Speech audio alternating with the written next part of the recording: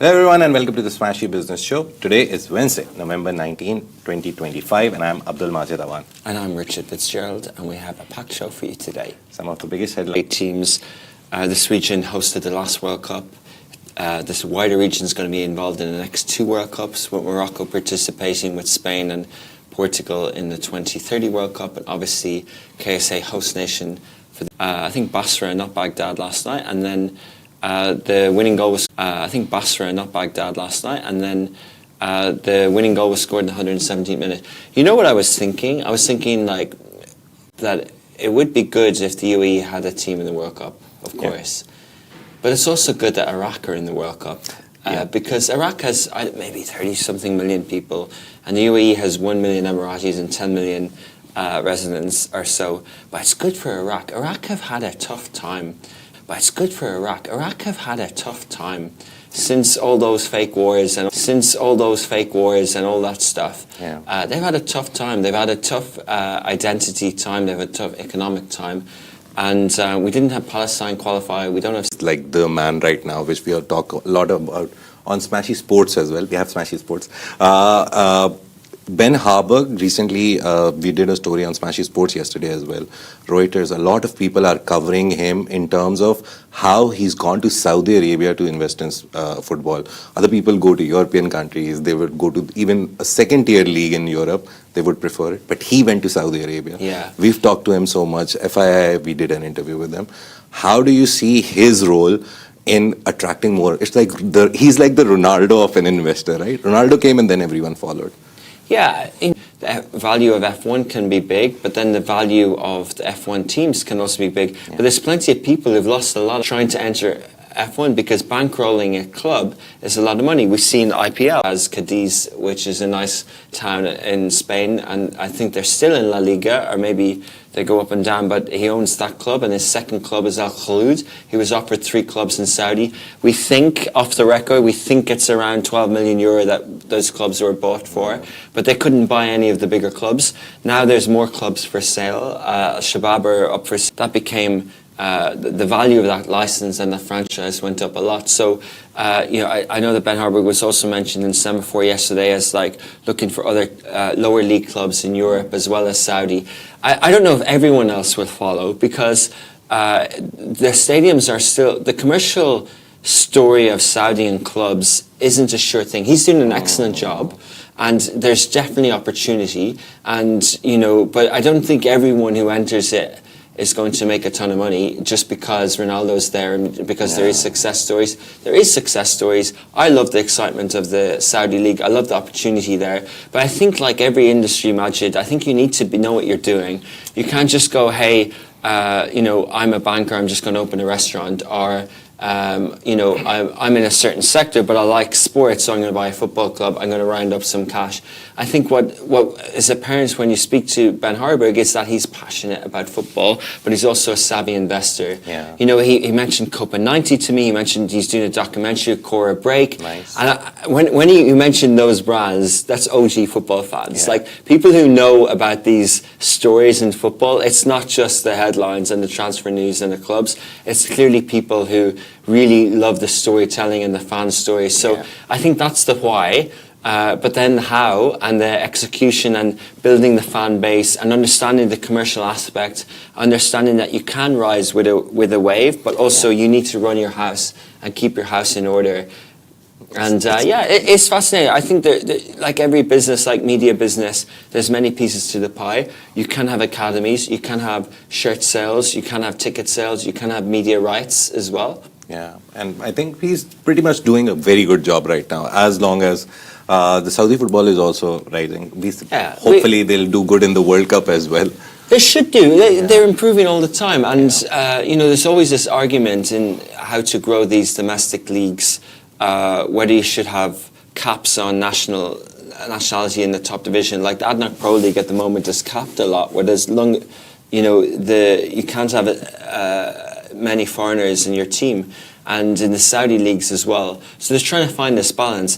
But, the correlation between the progression of sport from grassroots to top level doesn't always manifest itself in national team success in international tournaments. Like, you can have a really good footballing nation where there's big Premier League, there's big TV rights, the grassroots is good, you have some of the best players in the world, but the English football team might still fail at national level. And it doesn't mean that they're not good. It actually doesn't mean that their players aren't world class. Many of them are.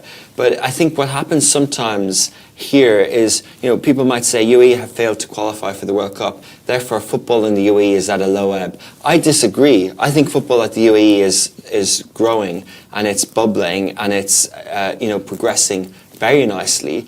Same with Saudi. But if Saudi get beaten badly in like they did in the first game of the 2018 World Cup against Russia, people might say, our whole 30-year investment plan since Jimmy Hill in the 70s is all wasted. Not necessarily, So I think there's always progression in these countries and in this sport. Talking about progression, let's move on to the first big story of the day. It's a progression in US and Saudi relationships. So Saudi Crown Prince, His Royal Highness Mohammed bin Salman, widely known as MBS, West loves to call him MBS, received a grand welcome at the White House from US President Donald Trump on Tuesday.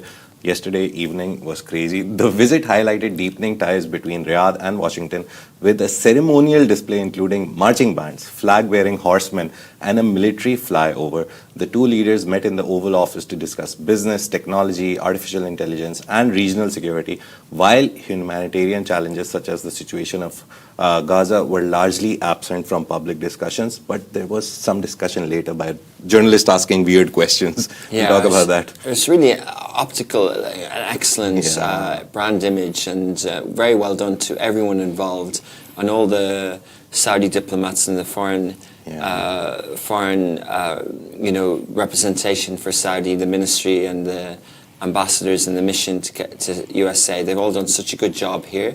I can see why Saudis would be very proud to see their country displayed and represented like this, and how MBS represented, and all the Saudi statespeople as they speak, the foreign ministers, they always do such a good job, as do the UAE. And so what they met on here was the potential of normalization of Saudi-Israel relations. I think that was a story tried to be hijacked by Western media last week, but it wasn't, in the forefront, and rightly so. Saudi have got their own country to worry about. So Trump and not to worry about per se, but to invest in and to build up. And Trump and MBS indicated progress without providing a clear timeline. However, Prince Mohammed clearly reiterated Riyadh's commitment to a two-state solution for Palestine and said no talks can be held about joining the Abraham Accords without the Palestinian state. They've been very consistent with that message. Whether people are listening or not, it's hard to tell. Trump described their discussions as good talks. And on security, Trump suggested a US-Saudi defense pact was nearly finalized. Most probably we'll hear about it today. The president also confirmed plans to authorize the sale of F-35 fighter jets to Saudi Arabia without downgrade. So they'll get the best F-35s that Israel has right now in this region only. And it's a shift from previous US policy that aimed to maintain Israel's military edge. The agreement signals stronger strategic cooperation between the two countries. The leaders also addressed Iran. Trump indicated Tehran is seeking a diplomatic resolution with Washington over its nuclear program. MBS pledged Saudi support for a US-Iran deal, emphasizing its potential benefits for regional security. The Crown Prince had received a letter from Iran's President Masoud Pezeshkian prior to his visit. Through its content, those contents remain undisclosed. And economic ties were also a major focus. Trump expressed gratitude for anticipated Saudi investments in the US, initially estimated at $600 billion when he came here in May. And then Saudi Crown Prince Mohammed bin Salman, he said, we are going up to $1 trillion. He also highlighted opportunities in technology, artificial intelligence, rare materials, and other sectors, calling the US the hottest country. And he quoted Trump on it. He said, you said it's the hottest country, and we believe that it's good for emerging technologies and investments. The visit was marked by mutual praise and cordiality. Trump described MBS as fantastic and brilliant, criticizing his predecessor in the US for a previous less enthusiastic greeting. I think it was the fist bump and the handshake. But, yeah. But really interesting, Rich, on this whole move, we saw, as you said, that the whole week was mired by, oh, Israel is. But the main idea here is that Saudi Arabia is doing really great. They're going into economic relations with, as we call them, the world superpower. Yeah. On paper, it's said, but I think we've changed, the world map has changed. But how important it is for Saudi Arabia that US is asking them to come and invest. It's literally them asking to come and give us money, invest $1 trillion, invest this much money. Again, like every country and leader of state has a job to represent their people, and the UAE regularly come on top of the FDI numbers, foreign direct investment. It's so important. And Saudi hosts FII as well, which is basically an FDI event. And you know, the president of the US will want to get inward investments, and like that's what you need. So, so when you're hosting foreign leaders, one of the agendas for you is to get, you know, foreign direct investment. However you talk about it, whatever language you use, and Trump is, you know, very self-congratulatory. Yeah, maybe rightly so, but like, you know, clearly there is inward investment there. Obviously, the US is a big economy, and Saudis know that. So I think it's just a very good success. I think, you know, it's a very good to build relations and to partner in that way. I think the other markets sometimes have difficulty changing narratives and discussing narratives. There's a really interesting book just released called The Fixer. A Jordanian journalist worked with CBS for 30 years, mainly in Iraq. And he sort of described that he stayed away from hot topics such as the Israel-Palestinian. He only wrote 2 articles in 33 years on the topic. But he also, you know, he said in the interview on Frankly Speaking with Arab News, talking about his book, that as long as you follow their narratives, you're going to be okay. Yeah. And you know, we sort of somehow say, well, it's Western narratives, but I don't think they've been given any other narratives. Not that it's all about narratives, but I don't think they've been given other viewpoints and other lenses. You know, we sort of sit here on our high stools and say, you know, preach almost that they should know what we know. But why should they know what we know? Because when I was in the West, I didn't know things. Like, no one told me. So I think there's a point to that, and I think that's why, you know, articulation and communication and showing the highlights and showing the stories and showing the good things, what you're doing. There's amazing things happening in Saudi. There's actually amazing startups and there's amazing stories. We're just talking about sport, but there's amazing things happening. And I think, you know, when, as we said, when certain narratives aren't hijacking state visits per se, when other things are to the fore, it becomes more and more interesting. The fact that Cristiano Ronaldo and his fiancée Georgina were there at the event, and you have David Sachs retweeting a selfie with Ronaldo as part of the Saudi-US relations. You know, this is all sort of showing people a different side of things as well. Yeah, and more importantly, everyone was there. Elon Musk was there. Jeff Bezos was absent, funnily, because he came here when Trump came, but now he wasn't there. And Elon Musk, even though they had a very complicated relationship, him and Trump, they were there. I would like to ask you this question. I know it's going to be a difficult question to answer, but you're an owner of a media house, and we saw that when he went there and they were sitting in the White House, they were talking. The funny thing was that every Western journalist, there were like 2 or 3 questions which came off as aggressive. And Trump had to like literally jump in and say that, please, you're embarrassing him, you're fake news. All that is right. But MBS replied to a lot of questions. And he was so nicely poised when answering those questions. One of them was about Osama bin Laden. But everything, he was so nice, so nicely poised. How do you take it that media houses in the West, they always come for the jugular, not to just ask about what are you going to discuss, how are you going to, just give it a positive light. He's going to invest money in your country. Yeah, definitely. You know, every country has a relationship with its media to do with. In the US, it's its constitution and its history. Trump talks a lot about fake news. FII saying that Western business people and leaders, you know, like David Salman and Bill Ackman, who were questioned by David Rubenstein in FII, that they were used to getting the hard, you know, basically the provocative type question is done in a soft way. And, so his point was like, they're used to it, why aren't we? And now you're asking me, you're saying the opposite. You're saying that the Western don't like taking the hard questions. So I think it's all subjective. I think it's a case by case. But definitely the evolution of media, like this whole sort of format that we've seen under the Trump presidency of this room with all the cameras, and like he's taken media to a theater level. And there are some foreign leaders who have visited there and have come back with a PR disaster. Yeah. This was definitely a success. Yeah. I love how MBS handled it. I love how he spoke up more than most. There was a time where Trump spoke first, and MBS said, "Oh, let me actually answer as well," and he didn't have to. And I think that's what's really good. We see the diplomats from the Emirates and from UAE and from other places now really coherent with their messaging, and I think that's going to trickle across into the business world where we have more listed companies, more communicators, that sort of shared narrative. And yes, sure, there are going to be times when there's PR disasters, and there is going to be hurrying and scuttling behind the scenes, and people will lose their jobs, and there will be a little thing. But it's actually,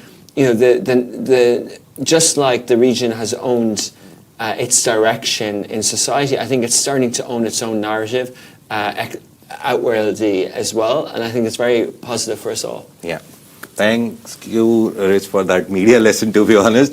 But the next up, we're coming back to our home country for now. South Korea has agreed to join the UAE in its ambitious Stargate AI project, a major initiative to build a large-scale artificial intelligence data campus in Abu Dhabi. The partnership was announced during South Korean President Lee Jae-myung's visit to the UAE, where he met with UAE President His Highness Sheikh Mohammed bin Zayed Al Nahyan. The two leaders signed a strategic framework agreement to formalize collaboration across the AI sector. We saw all the welcome to the UAE, South Korea banners on all the roads, which is very nice to see. Again, another type of a state visit that happens, and beautiful imagery around that. So under this MOU, our agreements are often signed when these events happen, South Korea and the UAE will expand cooperation, investment, infrastructure, supply chain development, and research and innovation.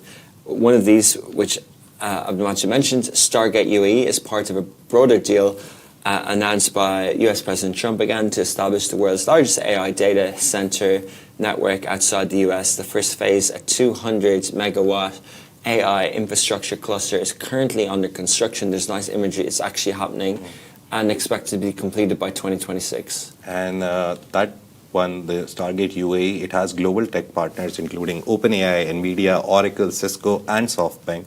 And they are all backing the project. South Korean companies, Samsung Electronics and SK Hynix have signed preliminary agreements to supply memory chips for the data centers. The initiative marks a significant step in the UAE's efforts to accelerate its AI infrastructure and technological leadership in the region.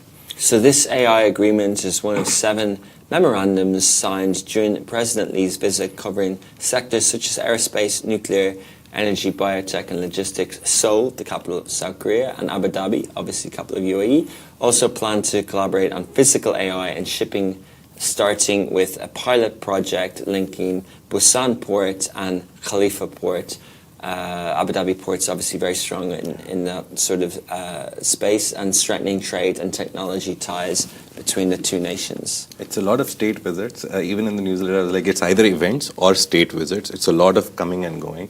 But this is important because we see that US has been very particular about anyone else becoming a part of it. But now South Korea is a part of Stargate UAE. They will help in building it also. Their companies will be part of construction and development. Yeah. So it's a nice partnership. And you were talking about diplomacy right now, that Saudi is going to US. UAE is the best country for diplomacy, I've realized. Yeah. Whichever country they sit with, they somehow get something out, or they have a to and fro partnership with them. UAE, obviously we export chocolate. Yeah.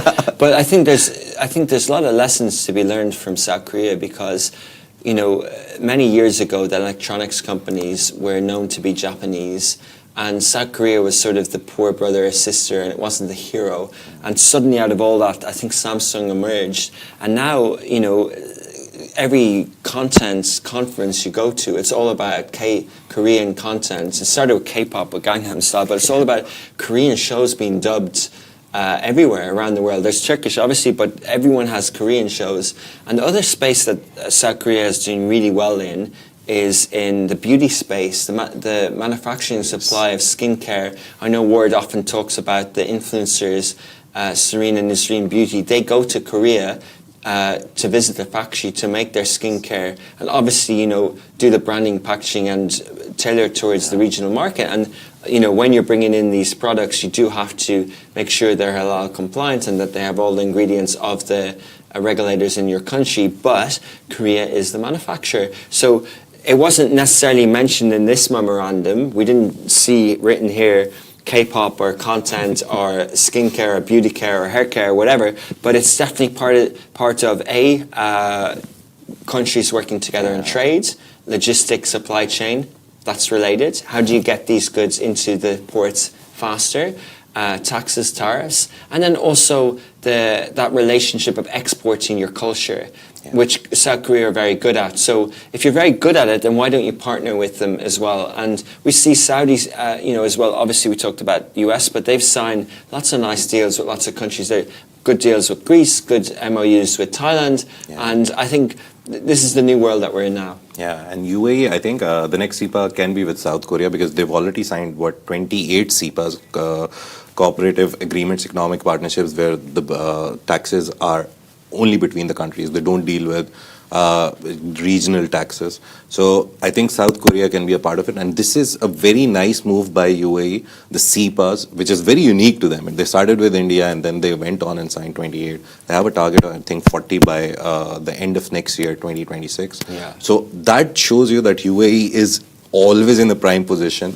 They can go with literally any country and sign a deal, and they're very good with it. Very good. And, when you're an entrepreneur in the UAE and you're trying to go global, you think of tech and everything, but all these arrangements mean that the country and the leadership is putting things in place to take down red tape and to make things seamless for you, and export and import and logistics and supply chain. I don't think people should underestimate that. We go, how can the unicorns come from here? How can they travel from here? How can you get investment? But that's the environment that you need. You need trade, you need logistics, you need export abilities, you need favorable business climates and environments. And I think, it might look like, politics and like, optics and like shaking hands, but behind the scenes, these documents and these arrangements are progressive. Yeah. And next up, we have another progressive man, Mohammed Alabbar. Yeah, he's the Dubai real estate magnate, known for developing the Burj Khalifa, obviously with his best company, Emaar. And he now also has Eagle Hills. We rarely talk about it. We do a lot of stories, but we never mention Eagle Hills, that it's the Abu Dhabi-based company by Alabbar, which does foreign investments. So it's kind of like that kind of a story. Alabbar has purchased the historic Castello di Antoniola in Umbria, Italy, for approximately $55 million. Funnily, it's a private investment. He hasn't used Emaar or Eagle Hills to do this, and he's planning to invest up to $145 million in transforming it into a luxury resort. He envisions a high-end destination featuring fashion shows, culinary competitions, and wine and truffle experiences. So Alabbar, founder of Emaar Properties and head of Abu Dhabi-based Eagle Hills, as Abdulmajid mentioned, and also obviously founder of Noon, which is now 50-50 with PIF in Saudi, is pursuing this project privately, not through his companies. Over the past 2 decades, he has been central to Dubai's property boom, shaping residential neighborhoods and iconic tourist attractions, and really inspiring many others to follow suit.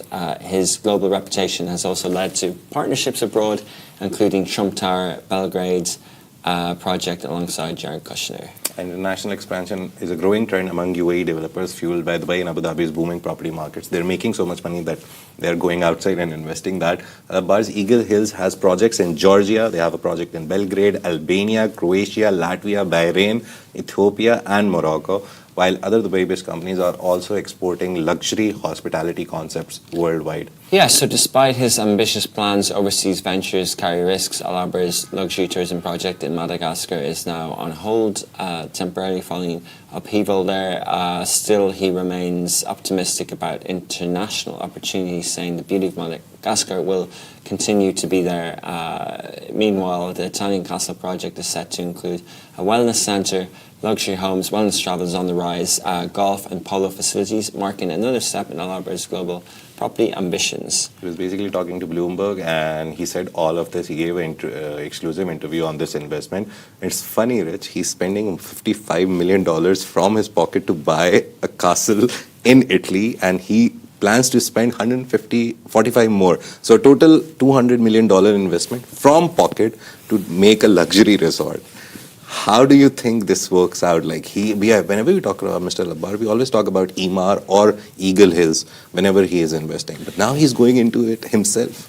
Yeah, who knows the structure on it like that as well. Whether it's, I think sometimes maybe brand-wise it might be good for it to be separate.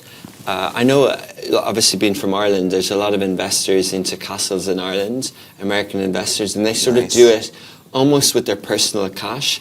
$10-50 million or whatever, and they buy it and redo it, and it's not like a trophy thing, but it's very nice for them when they travel to be able to host people. Like we've heard of royal members of different countries in the region having places in other parts of the world, whether it's castles or chalets in Morocco or in Europe or in London. It's as well as somewhere for you to stay. There's a very nice place in Ireland, Cashel Palace, which is near Coolmore Stud, or one of the equestrian, where basically the members of the Dubai royal family have investments in horses, but there was nowhere nice for them to stay, so they refurbished the old building into basically under Castle, and they turned it into an old palace, refurbed it, and now it's a beautiful place. So I think it's a business. It's operated by one of the top operators at the time. So, but I think there is a little bit of a personal sort of thing going on there. As well, yeah. Maybe he's taking money from people, and as a person, he's like, I'll brokerage the whole deal. I'll handle everything. I'll put my name on it. You guys can invest. Because recently we saw him do so many talks, and I have loved he's developed into this person. I saw him like 2-3 years ago, some of his speeches. He was never this like... articulate. Yeah. He was never in your face. He was always diplomatic. But now he goes out and says whatever he wants to say, and he's very nice with it. He knows where to draw the line between being rude and being to the point. Because the Reuters next event, you remember, the lady clearly on his face asked, will you be part of rebuilding Gaza? Because Khalifa Laptour, we remember, he was like, we will happily go in and rebuild it. He was like, no, it's not my problem. Whoever broke it, he can build it. So he's been very articulate about all of this stuff. Is he getting media training also? Is that a part of it? What do you think? How does one person become so, I think courageous would be the best word, in the last 2-3 years? Yeah, I think maybe if we say courageous, maybe it means that there's an element of taking risks, is what you're saying. I think it's just communication. Nice. I think, he's the head of listed companies, and he always talks about representing his shareholders. And it is one of the roles. Like as we all grow our careers, how we communicate internally and externally is part of career development. We see clips go viral in different ways, but it does stem from culture. It stems from communication. Whether we have an internal content meeting or a team meeting, it's always important for people to have opportunity to speak, because if you can speak internally, then you can speak with clients, then you can speak in front of the media. So yes, of course, big companies do take their professionals through media training. I often think that, but I think it needs more substance. I don't think being a brilliant media communicator means that the share price is going to go up. I think there actually has to be substance behind what you say. But at the same time, if you're a brilliant operator and you don't know how to tell that story, at every level. You know, there's many founders who have pitch decks who don't know how to communicate their story, and VCs and investors don't know what to invest in. You know, it happens across the board. So communication upwards, sideways, cross, down is really important. But he is obviously one of the people that a lot of people look up to. Yeah. And, you know, MR are still the leaders in their sector. And, you know, we talk about others who are going to go public potentially, and then withdrawing their you know, like Benghazi and others. Like, but I think the path is there, because when we see the property companies that are listed, you know, the path is there to more. There's Cityscape happening in Riyadh at the moment. Or was that last week? No, Cityscape is today is the last day, third day. Today's the last day. Yeah. How do you stay on top of everything, Majid? But yeah, so today's the last day. But there's also Miss Global Forum as well, and there's another event in Riyadh at the moment. And obviously you're attending MWC in Qatar next week as well. But yeah, so Cityscape is this week in Saudi. Last week we had Tourize, so tourism sector, real estate sector, and there's a lot of other brand developments trying to sort of raise their profile. Air show is in third day too. Yeah. There's so much happening right now. Like literally yesterday, I literally wrote events, MBS investing $1 trillion in our newsletter, and then events. So there's so much happening. You can follow our newsletter. We try to cover everything, or at least give you links to read about whatever is happening. There was a mining show apparently as well happening. Just really interesting, shout out as well at this weekend's Brand ME conference is taking place in City Walk. And Ayman and Ghazi, two young creator brothers, actually helped Mohammed Alabbar with his profile. That's how I should have answered that question. But they created videos with him. They're also the sort of brains behind some other talented profile people in the region. So so they helped him do some videos. One video where they showed him on a gold toilet in Dubai Mall that some people found offensive, and he had to remove it. So you know, there's some things where where sometimes people see a bit too much in terms of culture and optics and things like that. But I think the intention to embrace modern media as someone in the field, like we saw him taste the noon ice cream. As well, and giving his real live feedback with content creators about whether the flavors are good or not, which really is an admirable trait. Like, you know, there's the Shelbo, the leader of Pepsi, the CEO of Pepsi in Middle East South Africa, attends events, tastes the flavors. He was at Untold at the Pepsi booth with him as well. So I think leadership can come from how you answer questions on stage, but it's also how you attend events that your company are involved in, if you taste the product, and if you do things that are sort of you know, ad hoc, that aren't planned, and that can really make you a bit more appealing to people. It becomes more relatable. Like, okay, you're an owner of $1 billion company, but you're like us. You taste thing, and if you don't like it, you say you don't like it. But I was told in the morning by Myra that Eman is coming tomorrow for the interview for the Brand Me Summit. So we will have him, and we'll tell you more about Brand Me Summit. It's a very nice event. We'll be there. We have a booth there. So if you guys want to come and say hello to Smashi Business, you can come. We'll be there. Thank you very much. That's a wrap for today. Thank you for tuning into the Smashi Business Show. Make sure to follow us across all social media channels at Smashi Business, and stay ahead with our daily newsletter. You'll find the subscription link in the description. This has been a Smashi Business Show, a Smashi Business production, part of the Gus's Media podcast network. Thank you to the 2 million people we reach across 35 shows every month. You make it possible. Please subscribe, and we appreciate you. Take care. Bye-bye.